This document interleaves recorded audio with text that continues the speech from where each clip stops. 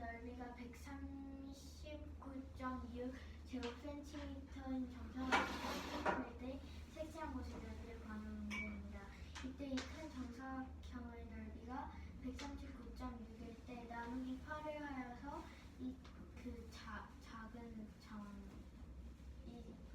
삼각형의 넓이를 구하려면 이 삼각형이 이 큰 정사각형 안에 8개가 있기 때문에 나누기 8을 해주면 17.45가 되고 17.45에서 색칠한 부분은 5개이기 때문에 17.45 곱하기 5를 해주면 87.25가 되기 때문에 정사각형 8등분일 때 색칠한 곳의 넓이는 87.25 제곱센티미터입니다.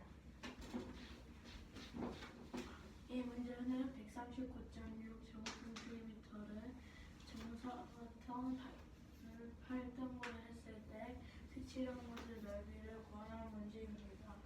했을 때 넓이가 139.6 제곱센티미터이고 그 8개를 나눴다 했으니까 139.6 나누기 8을 해서 17.45가 나오고 그 중에 색칠한 부분이 5부분이기 때문에 17.45 곱하기 5를 해서 87.25가 나오기 때문에 87.25 제곱센티미터가 됩니다. 이 문제는 평행사변형을 4등분한 것의 한 부분을 다시 4등분한 것입니다. 그랬을 때 색칠한 부분의 넓이는 몇 제곱센티미터인지 구하는 문제이고 그 가로의 아랫변의 길이가 6과 3분의 2 cm고 높이가 5cm일 때 6과 3분의 2 곱하기 5를 해서 그냥 정사각형의 넓이를 구하면은 6과 3분의 2를 가분수로 바꿔서 3분의 20이 되고 거기 곱하기 5를 하면은 3분의 100이 됩니다. 그랬을 때 3분의 100을 또 그 4등분한 것 중에 또 4등분한 것이니까 나누기 4를 해서 3분의 100 곱하기 4분의 1 곱하기 4분의 1을 해주면 100이랑 4랑 약분이 되기 때문에 약분을 해주면 4는 1이 되고 100은 25가 돼서 그대로 계산하면 12분의 25가 돼서 배분수로 나타내면 2와 12분의 1이므로 답은 2와 12분의 1 제곱센티미터가 됩니다. 이 문제는 평행사변형을 4등분한 것의 한 부분을 다시 4등분을 했을 때 색칠한 부분의 넓이는 몇 제곱센티미터인지 구하는 문제입니다. 이때 이 평행사변형의 밑변은 6과 3분의 2cm이고 높이는 5cm입니다. 평행사변형의 넓이 구하는 공식은 밑변 곱하기 높이이기 때문에 밑변이 6과 3분의 2 곱하기 높이인 5를 곱해주면 6과 3분의 2는 가분수로 3분의 20이 되고 곱하기 5를 해주면 3분의 100이 되고 이것이 큰 평행사변형의 넓이가 됩니다. 이때 평행사변형을 4등분한 것을 다시 4등분했을 때 이 한 색칠한 부분의 넓이를 구하는 문제이니까 4등분을 하고 또 4등분을 했으니까 이 3분의 100 나누기 4 나누기 4를 해주면 3분의 100 곱하기 4분의 1 곱하기 4분의 1을 해주면 100과 4가 약분이 되어서 4는 1이 되고 100은 25가 되어서 분자는 25가 되고 그 분모는 4 곱하기 3을 해서 12가 되기 때문에 색칠한 부분의 넓이는 2와 12분의 1 제곱센티미터가 됩니다. 이 문제는 파이 한 판의 넓이가 302.4 제곱센티미터일 때 먹고 남은 파이의 넓이를 구하는 문제입니다. 이때 이 파이는 8조각으로 나누어져 있고 이 파이는 10조각으로 나누어져 있을 때 이 파이 전체의 넓이가 302.4이기 때문에 나누기 8을 해주면 이 한 조각의 넓이가 나오는데 그러면 37.8이 이 8조각으로 나눈 한 조각의 넓이가 되고 302.4 나누기 6을 하면 이 피자가 아니라 파이 한 조각이 나오니까 나누기 6을 해주면 50.4가 되어서 한 조각의 크기는 50.4가 됩니다. 이때 37.8 곱하기 3을 해주면 113.4가 되고 그 50.4 곱하기 2를 해주면 100.8이 되는데 이게 먹고 남은 파이의 넓이니까 먹은 파이를 둘 다 곱해주면 먹고 남은 파이의 넓이가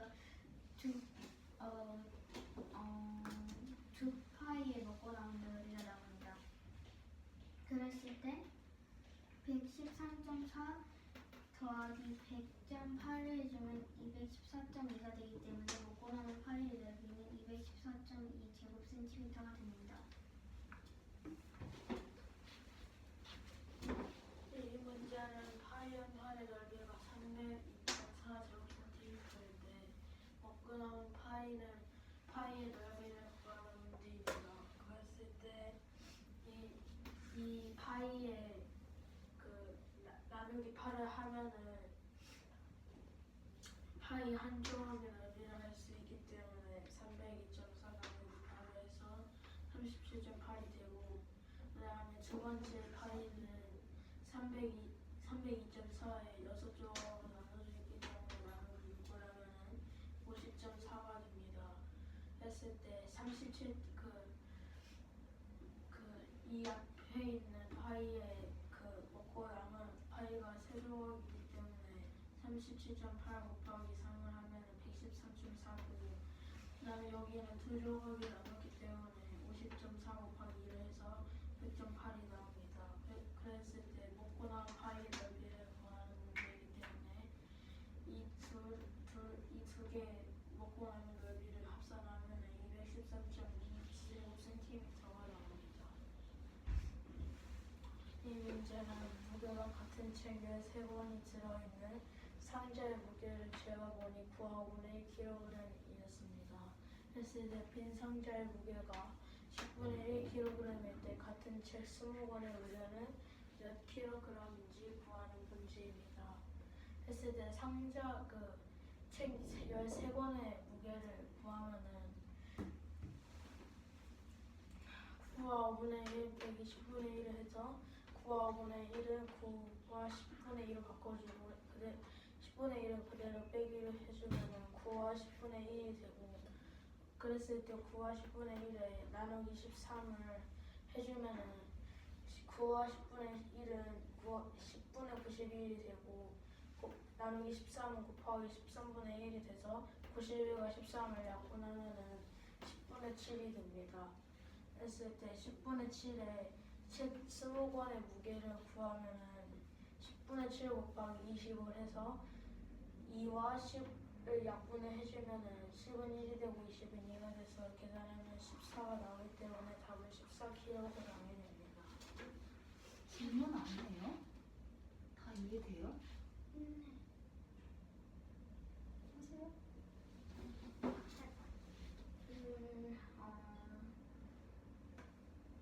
질문은 없는데 선생님 말한 의도가 있지 않을까 싶어요.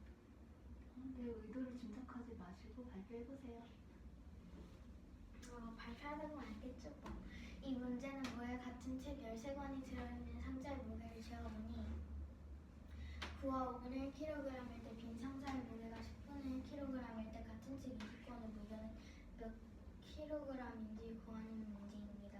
이때 무게가 같은 책 13권이 들어있는 상자의 무게를 재어보니 9와 5분의 1kg에서 빈 상자의 무게가 10분의 1kg이어서 빼주면 이 9와 5분의 1kg을 똑같이 분모를 10으로 바꿔주면 9와 10분의 2kg이 되고 10분의 1이 되어서 빼주면 9와 10분의 1이 되고 9와 10분의 1에서 같은 책 13권이 들어있는 상자의 무게를 재었으니까 나누기 13을 해주면 9와 10분의 1을 가분수로 나타내주면 10분의 91이 되고 13분의 1을 곱해주면 91과 13이 약분되어서 13은 1이 91은 7이 되어서 분자는 7이 되고 분모는 10이 되어서 10분의 7 곱하기 20을 하는 이유는 같은 책 20권의 무게라고 하였으니 10분의 7 곱하기 20을 해주면 7 곱하기 2가 되어서 14가 되었기 때문에 같은 책 20권의 무게는 14kg입니다. 9와 10분의 1이 의미하는 것은? 9와 10분의 1이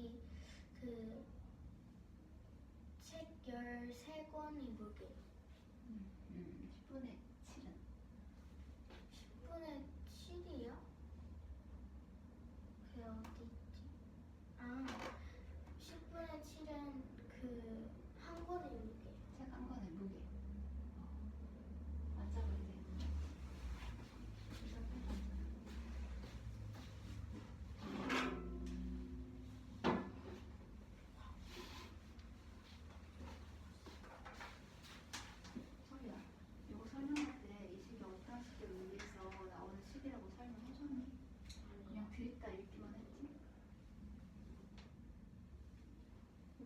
설명되어 있는 과정을 몰라서 지금 친절하게 알려주기 위해서 이렇게 묻는 것인가?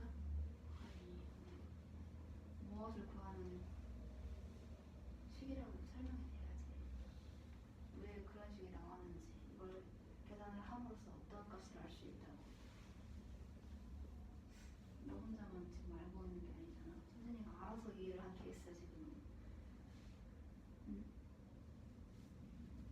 이거 설명할 거야?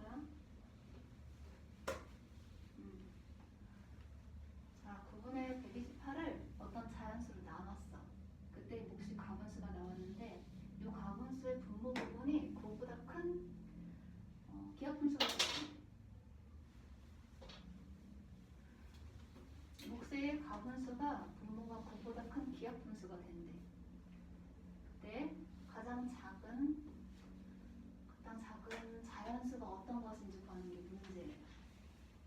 문제 이해됐어요?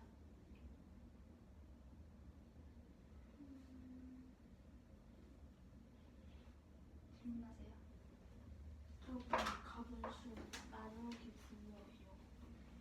가분수는 분모가 그보다 큰 기하분수.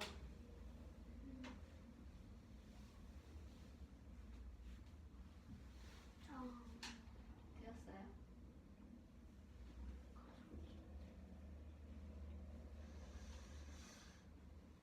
우리 극세에 대한 여기 9보다 크다는 게 저기 9분의 128 나누기 자연수를 했을 때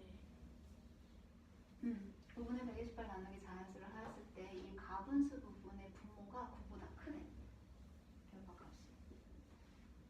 되었어요? 아마도는 뭐예요? 아마도는 확실하지 않다는 거잖아. 아마도 모르시죠. 됐어? 다음 넘어가자. 그러면 이 자연수를 네모로 두도록 할게. 9분의 128 곱하기 네모분의 1로 바꿀 수가 있지? 그러하다면 이거를 식을 합치게 되면 9 곱하기 네모분의 128이라는 식이 나오는데, 자, 이것이 기하분수가 되어야 해요. 기하분수는 더 이상 나누어지지 않는 분수를 얘기를 하고 분모와 분자의 공통인 약수가 1밖에 없는 거를 얘기를 하죠.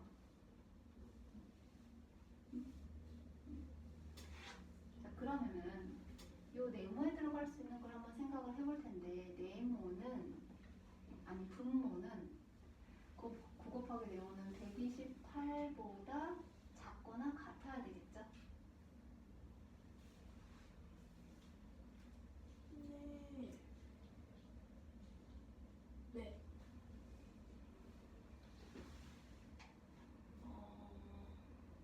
왠지 알아요? 네. 왜요? 가분수가 되어야 가분수가 되니까 분자보다 분모의 값이 작아야 되잖아. 가분수는 분자 분모의 값이 같은 것도 가분수로 들어가잖아. 그렇기 때문에 9 곱하기 네모는 128보다 작거나 같아야 돼. 그러면은 네모에 들어갈 수 있는 수를 보면은 9의 배수인데 128 나누기 9를 하게 되면 몫이 14고 나머지가 2가 돼요. 그래서 적어도 네모에 들어갈 수 있는 수는 14보다 작거나 같아야 돼. 이해됐어요? 네. 첫 번째 조건이고요. 다음 두 번째로 확인을 해봐야 될 게 9 곱하기 네모분의 128의 값이 가분수이면서 분모는 9보다 커야 된다고 이야기를 하였으니 이 네모에는 1이 들어가면 될까요? 안 될까요? 안 돼요. 1보다 큰 수가 들어가야 해요. 그런데 1보다 큰 수가 들어가면서 128의 약수가 들어가게 되면은 안 돼. 어떻게 될까요?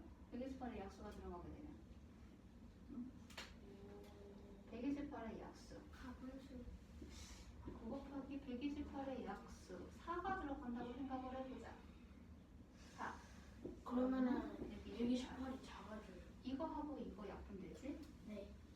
그러면 약분하면 이거는 1이 될 것이고 이거는 32. 32가 될 거야. 9분의 32. 128이 작아져요. 아니야. 128은 작아도 괜찮아. 그러니까 이렇게 되면 조건은 그보다 큰 분모가 되어야 해. 아, 그렇기 때문에 안 돼. 그래서 28의 약수에는 어떤 수가 들어가더라도 얘랑 약분이 되기 때문에 여기는 결국엔 약분이 되어진 1이 돼서 분모가 1이 된다는 얘기예요.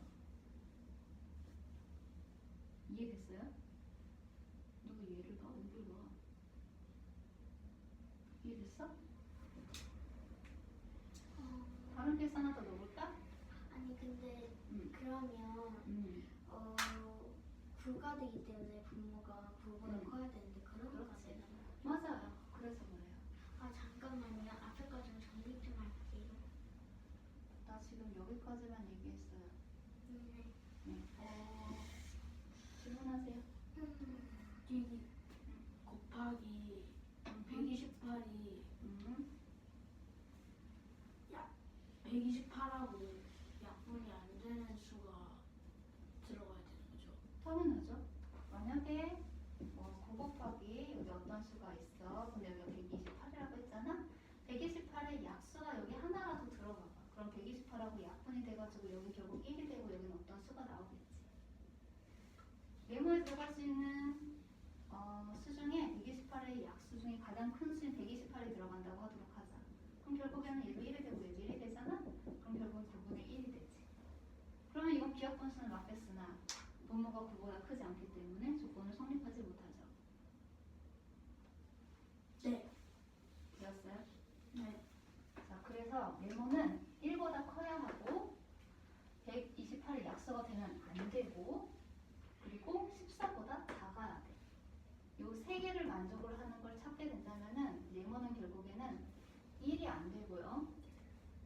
2도 128의 약수니까 안 되고요. 4도 그리고 8도 안 돼요. 그런데 14보다 작거나 같은 수들 중에서 1, 2, 4, 8을 제외한 3, 5, 6, 7, 9, 10, 11, 12, 13, 14 10개의 숫자가 가능하겠으나 우리가 찾는 가장 작은 자연수는 3이라는 걸 알 수가 있어요. 네. 이해됐어요? 네. 이거 하고 철이 이거 발표하고요. 잠깐만. 철이야, 우리가 요거까지 해결했죠? 네. 저 근데 저거 좀 확실치 않아가지고. 서진이는 먼저 나오세요. 서진이 발표하고 서진이 문제 한 다음에 할게요. 하나요? 이 문제는 서진아 등 돌리지 말고 몸 열어서 오픈해서 발표자 여기서요? 듣는 아니 나는 괜찮아. 나는 상관없고 얘가 여기 앉아 있으니까 너가 지금 계속 몸을 이렇게 가려. 이거 습관이야. 45도를 좀 열어서 해. 90도. 칠판과 좀 90도가 되도록 해. 45도 안 돼. 사실 이 문제는 그러면 부분의 128 나누기 자연수이고 자연수 네모로 하고는 가분수가 되는데 가분수가 분모가 9보다 큰 기하분수일 때 가장 작은 어떤 수를 구하는 문제입니다. 이때 9분의 128 곱하기 네모분의 1은 9분의 128에서 9 곱하기 네모인 그 자연수가 되기 때문에 9 곱하기 네모분의 128이 됩니다. 이때 9 곱하기 네모는 128보다 커야 됩니다. 그 이유는 가분수이기 때문입니다. 왜요? 크면 진분수가 되잖아요.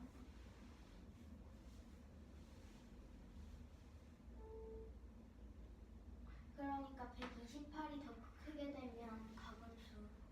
지금 근데 실 크기 설명을 잘못했어. 다시 해볼래? 처음부터요? 방금 두 곱하기 네모. 그러니까 9 곱하기 네모가 분모가 되고 분자가 되겠죠. 아니 1번 케이스 지금 설명할 때 부등호로 나와 있는 부분 다시 읽어보세요. 9 곱하기 네모가 128보다 작게 해야 합니다. 작거나 같아야 합니다. 작거나 같아야 합니다. 그랬을 때 128 나누기 9는 몫이 14 나머지가 2가 되기 때문에 네모는 14보다 작은 수들이 들어가야 합니다. 두 잠깐만. 그럼 14는 들어가면 안 돼요? 번째예요. 14보다 작은 수만 들어갈 수 있다며. 보니까 그 네모 안에 들어갈 수 있는 수가 14, 뭐라 해야 되지? 14까지 들어갈 수 있어요. 14보다 작거나 같은 수입니다. 작다고만 의미를 전달을 하고 같다는 의미는 뺐어요. 부등호를 잘 보고 대답하세요. 가만히 좀 있겠어? 14보다 작거나 같아야 합니다. 이때 두 번째로는 9 곱하기 네모가 분모가 되고 분자가 128이 된다면 네모는 1보다 이렇게 설명한 게 맞나? 든 네모가 1보다 커야 되고 그랬을 때 128이 약수가 안 되는 이유는 잠깐만, 네모는 왜 1보다 커야 되나요? 1은 128 약수여서. 아니, 네모가 왜 1보다 커야 하냐고요.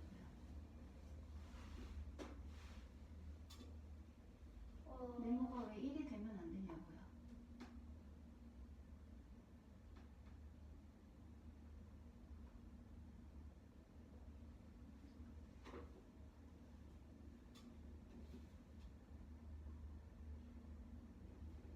구보다 큰이라고 했으니까 무엇이?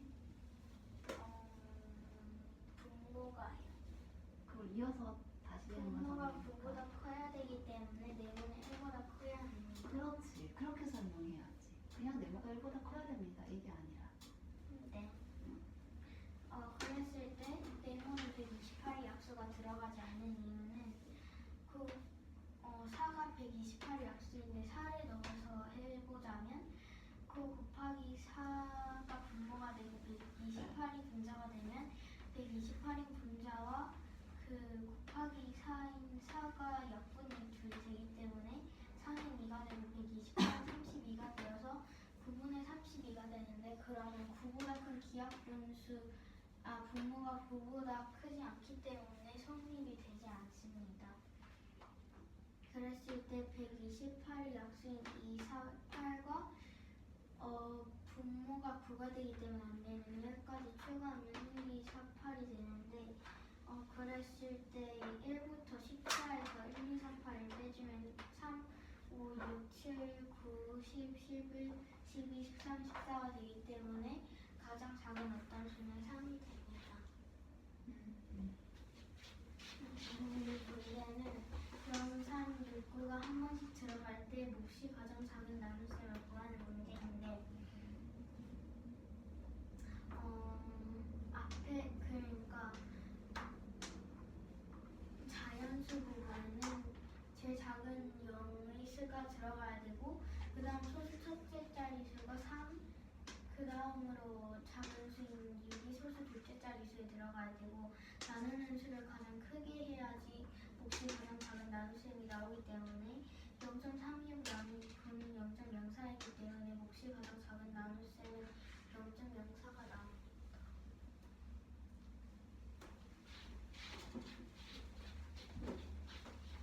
이 문제는 0, 3, 6, 9의 수카드가 있을 때 한 번씩 사용하여 몫이 가장 작은 나눗셈을 구하는 문제입니다.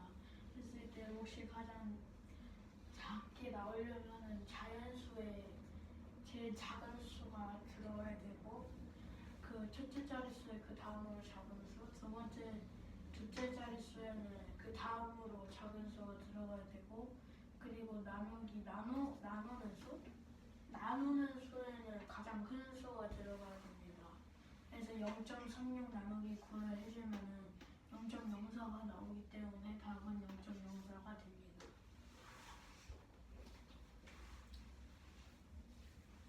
이 문제는 9분의 128 나누기 자연수가 가분수가 나와야 될 때 가분수가 가분수는 분모가 9보다 큰 기하분수여야 합니다.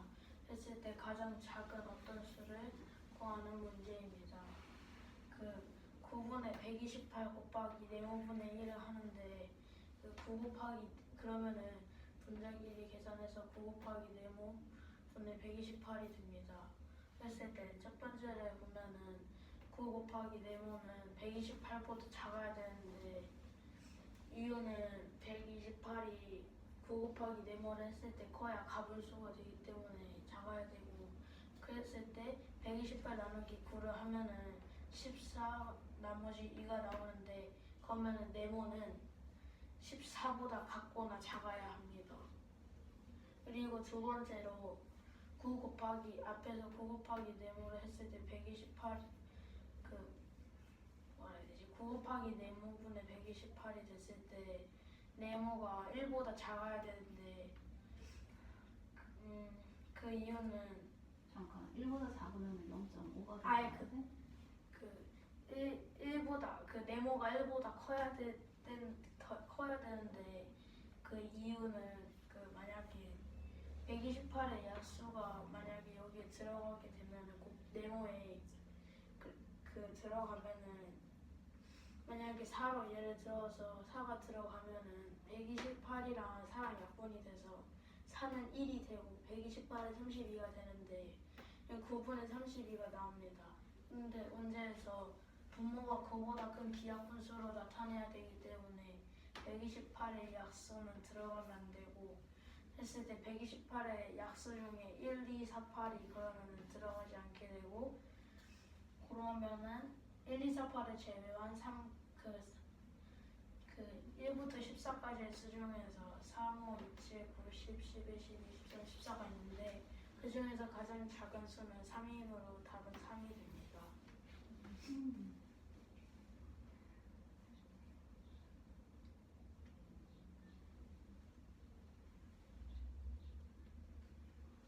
다음 거. 이 문제는 어떤 세 각기둥의 꼭지점이 모두 46개일 때 세 각기둥의 모서리는 모두 몇 개인지 구하는 문제입니다.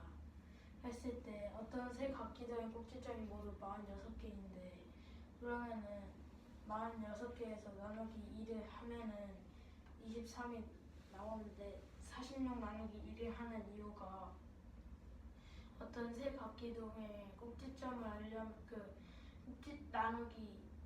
각기둥의 꼭지점을 구하는 식이 네모 곱하기 2 몇 각기둥인지 알려면은 46 나누기 2를 해서 23이 나오면은 세 각기둥의 모든 꼭지점의 개수는 23개가 된다는 걸 알 수 있습니다.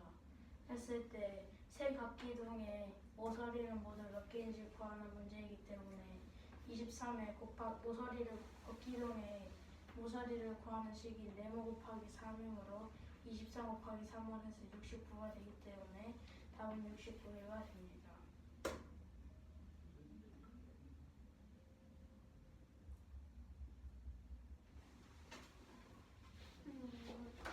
이 문제는 어떤 세 각기둥의 꼭지점이 모두 46일 때 세 각기둥의 모서리는 모두 몇 개인지 구하는 문제인데 그 세 각기둥의 꼭지점이 모두 46이니까 46 나누기 1을 하는데 그 이유는 각기둥의 꼭지점의 개수를 구하려면 곱하기 2를 해야 되기 때문입니다.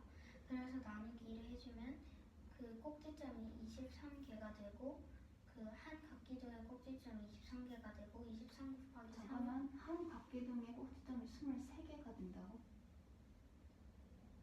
한 각기둥에는 꼭지점의 개수가 홀수가 나올 수 있어요? 없어요. 그러면 저 23이 뭘까요?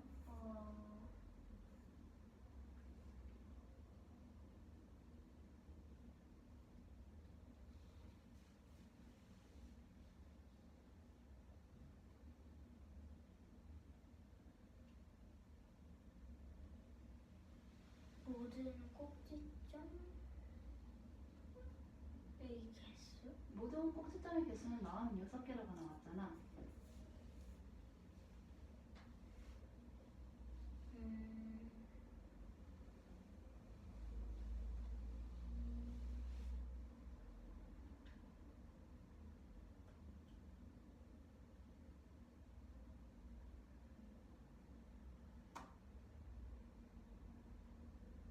모서리? 무엇이? 그 한 각기둥의 모서리? 여기는 3개의 각기둥이 있어요. 그러니까 이게 한 각기 각기둥이 모서리가 되고 나머지 두 개의 각기둥은? 두 개의 각기둥 그러니까 이게 그 한 모서리가 되고 세 각기둥의 모서리를 구하는 거니까 곱하기 3을 아닙니다. 앉아서 질문합니다.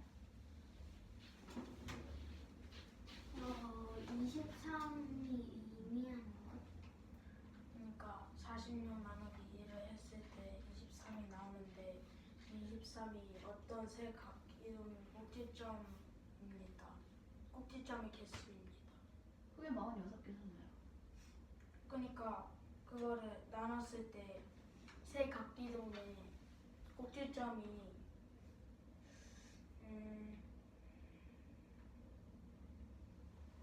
그러니까 세 각기둥의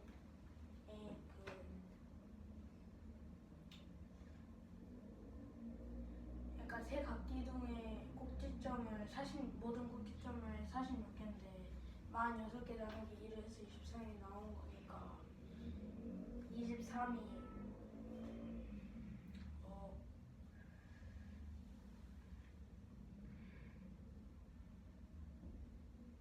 23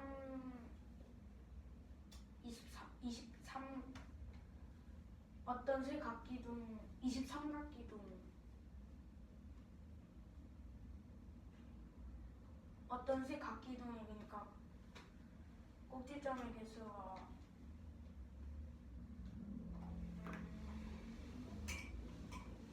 23 각기둥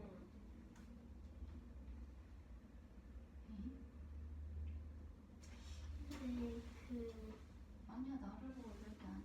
아까 23이 그 세 각기둥의 꼭지점이라고 했었는데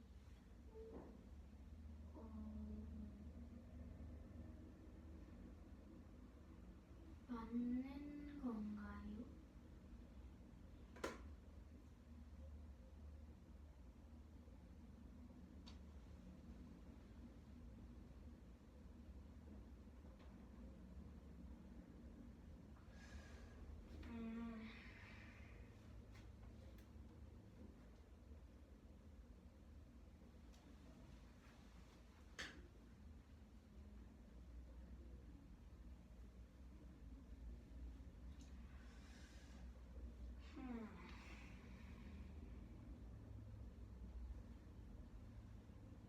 잘못 설명한 거 23이 뭡니까?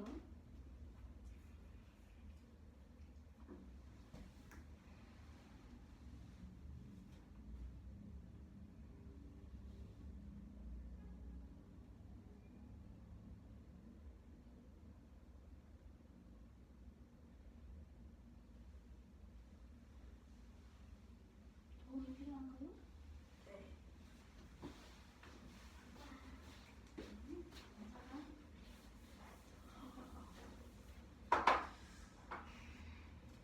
일반적으로 삼각계동과 사각계동 들어보도록 하자.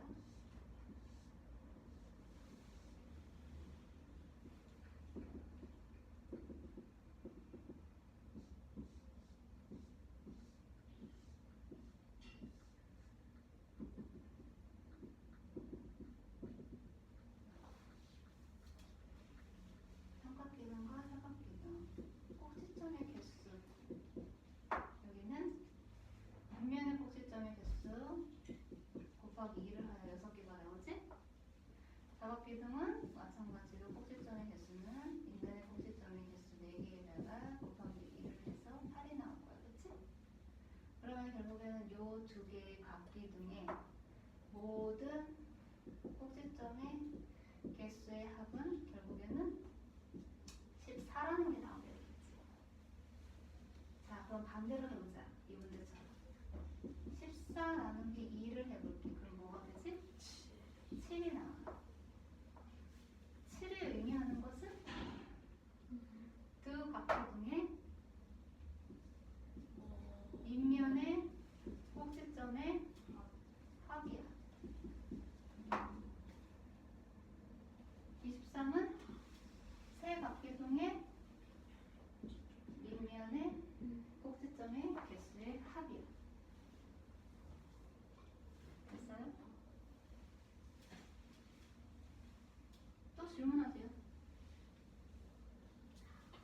근데요. 그 3을 곱할 때 그 각 뿌리면 맨 하나니까 곱하기 3을 뿔? 되는데 근데 여기 각 기둥이 그러면 원래 그 이게 세 각 기둥이니까 자, 세 각기둥의 밑면의 꼭지점의 개수가 23이라고 얘기를 했지? 다시 여기로 들어볼게. 아 이제 이해가 됐어요. 뭔가 제가 잠시만요. 그 23이잖아요. 아니야, 나한테 발표할 거 아니야. 됐어요?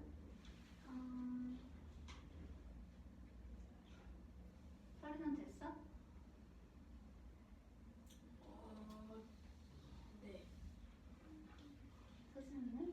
그러니까 각 기둥 질문 이제 없어요?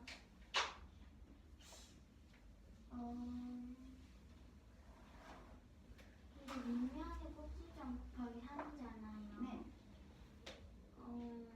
왜 곱하기 3이죠? 잘 질문했어. 여기서 확인해보자. 밑면의 꼭지점의 개수의 합이 7이 나왔지? 밑면의 모서리의 개수는 7이지? 결국에는 꼭지점의 개수와 모서리의 개수가 어때? 같겠죠. 그런데 각기둥에서 모서리의 개수는 밑면의 모서리의 개수의 곱하기 3이에요. 그렇기 때문에 그래서 곱하기 3이 된다. 됐어요? 서준이 나오세요. 이 문제는 전체 각기둥의 꼭지점이 모두 45될 때 세 각기둥의 모서리 모두 몇 개인지 구하는 문제입니다. 이때 46 나누기 2는 23이 되는데 23은 한 밑면이 꼭지점의 개수가 됩니다. 한 밑면? 그러면 사각기둥 아니 각기둥이 한 개의 밑면에 세 각기둥의 밑면이 꼭지점이에요.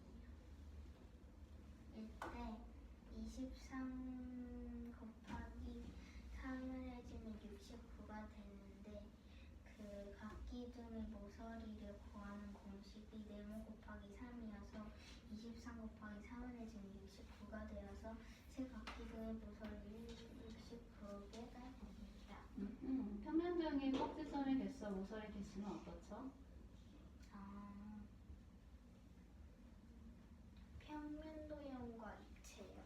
평면도형의 꼭지점의 개수와 모서리 개수는 어떻죠? 같아요. 같기 때문에 꼭지점의 개수의 합을 이용을 하여 모서리 개수를 구할 수가 있는 거죠.